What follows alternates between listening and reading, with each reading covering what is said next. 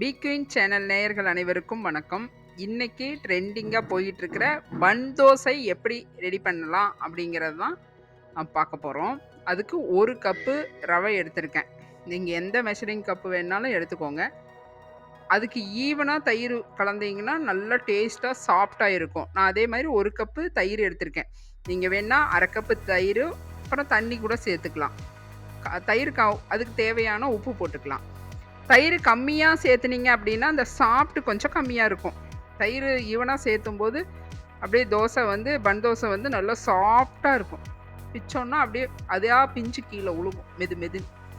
அப்புறம் ஒரு விஸ்க் வச்சு நல்லா கிளறி கொடுத்துக்கலாம்.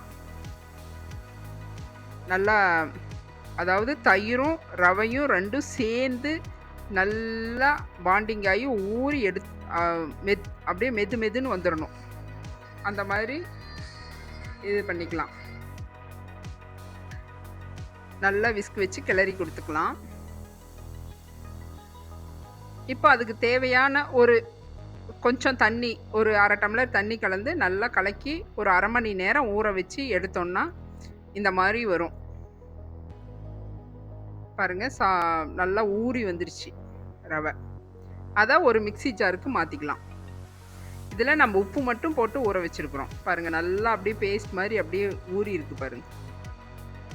இந்த அளவுக்கு ஊறிடணும். தயிர் நம்ம சேர்த்த வரையிலும் நல்லா சாஃப்டாக டேஸ்ட்டாக இருக்கும் பன் தோசை. இல்லை வேண்டான்னா நீங்கள் பாதியாக கூட கம்மி பண்ணிக்கோங்க.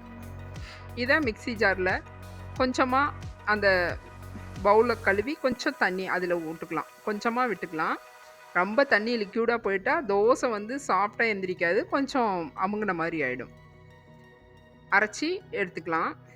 தண்ணி கம்மியாக, இன்னும் கொஞ்சம் கூட கம்மியாக வச்சுக்கலாம் தண்ணி. பாருங்கள், இந்த மாதிரி வரும். இப்போ இதுக்கு ஒரு தாளிப்பு கொடுத்துடலாம். அடுப்பை ஆன் பண்ணி ஒரு கடாய் வச்சுக்கலாம். எண்ணெய் விட்டு எண்ணெய் ஹீட் ஆகட்டும்.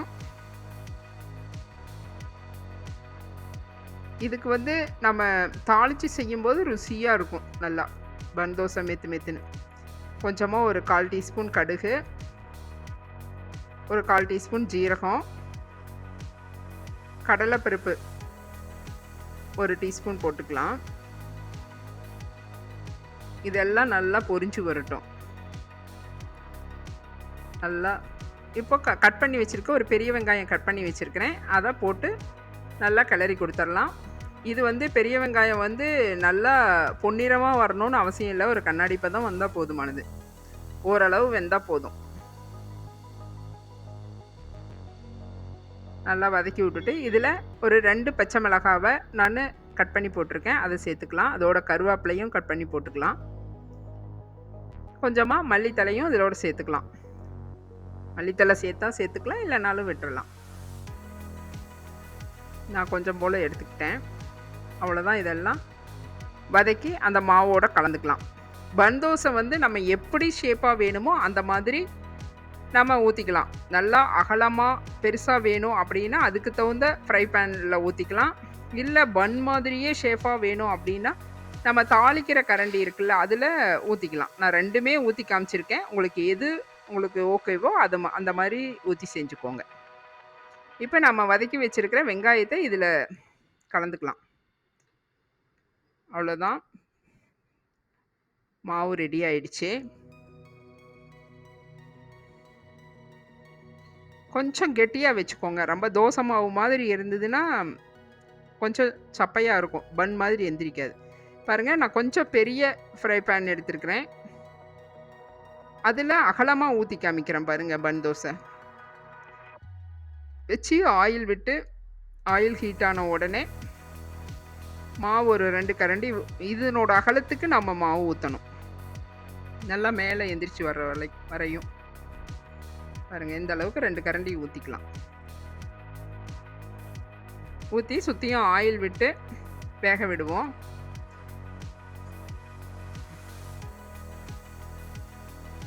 இது வேகிறதுக்கு தேவையான அளவு ஆயில் விட்டுறலாம்.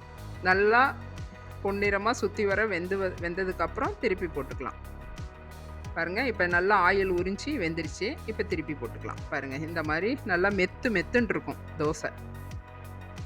அப்படியே அப்படியே உழுகும். அப்படியே பிக்கும்போது அதே உழுகும். பாருங்கள், அகலமாக ஊற்றுனா இந்த மாதிரி வரும். பாருங்கள் பாருங்கள் எவ்வளோ சாஃப்டாக இருக்குது பாருங்கள். தயிர் நம்ம ஈவனாக கலந்ததுனால அந்தளவுக்கு சாஃப்டாக வரும். டேஸ்ட்டும் அவ்வளோ டேஸ்ட்டாக இருக்கும்.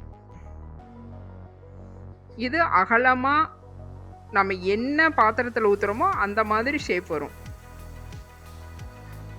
சாப்பிட செமையாக இருக்கும். இதோடு சாப்பிட நாம் இன்னொரு மெத்தட் பன் மாதிரியே, அந்த ரவுண்ட் பன்னு மாதிரியே வேணும் அப்படின்னா அதுக்கு தனியாக நாம் ஊற்றி பார்க்கலாம்.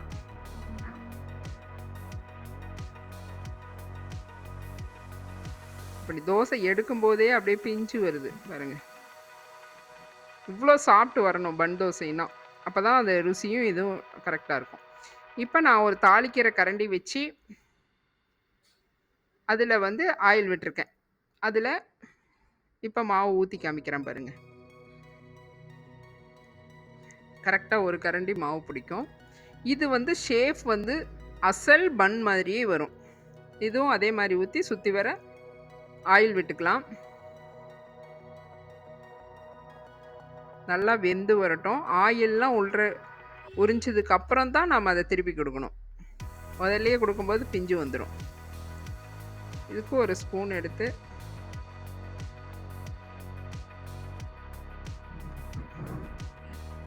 அழகாக திருப்பி கொடுத்துடலாம். பொறுமையாக ஒரு ரவுண்டு எடுத்து விட்டுட்டு திருப்பும்போது அழகாக வந்துடும். அவ்வளோதான் இந்த டிஷ் பாருங்கள். இது அசல் பன்னு மாதிரியே இருக்கும், ரவுண்ட் பன் மாதிரியே பாருங்க. திருப்பி போட்டு வெந்த உடனே இதை எடுத்துடலாம். பன் தோசை நம்ம எப்படி ஷேப் வேணுமோ அந்த மாதிரி ஊற்றிக்கலாம். பன் மாதிரியே வேணும்னா இந்த மாதிரி ஊற்றிக்கலாம், இல்லைன்னா அகலமாக பெரிய ஃபேன்லேயும் ஊற்றிக்கலாம். இதே மாதிரி மீதி இருக்கிற மாவுலையும் ஊற்றி எடுத்துக்கலாம். தயிர் கலந்து ரவையில் செய்கிறதுனால இது நல்லா டேஸ்ட்டாக இருக்கும். நம்ம எமர்ஜென்சியாக நமக்கு மாவு இல்லை அப்படின்னாலும் இந்த மாதிரி நம்ம ஈஸியாக குழந்தைகளுக்கு செஞ்சு கொடுத்து டிஃபனை ரெடி பண்ணிக்கலாம். இது ஒரு ஈஸியான ஒரு மெத்தடு தான், ஆனால் டேஸ்ட் வைஸ் நல்லா இருக்கும்.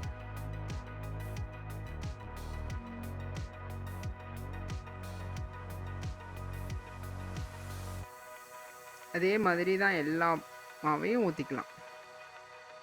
இது டிஃப்ரெண்ட்டாக இப்படி செஞ்சு கொடுத்தா குழந்தைங்களும் விரும்பி சாப்பிடுவாங்க. பாருங்கள், இது பன் மாதிரியே இருக்குது தோசை. அது வந்து பெரிய அளவில் ரவுண்டாக ஊற்றணும். இது வந்து சின்ன ரவுண்டு. இதே மாதிரி நீங்களும் உங்கள் வீட்டில் செஞ்சு குழந்தைகளுக்கு கொடுங்க. பிடிச்சிருந்தா சேனலை லைக் பண்ணுங்கள். பிக் குயின் சேனலை சப்ஸ்கிரைப் பண்ணுங்கள். மீண்டும் அடுத்த வீடியோவில் சந்திக்கலாம். நன்றி, வணக்கம்.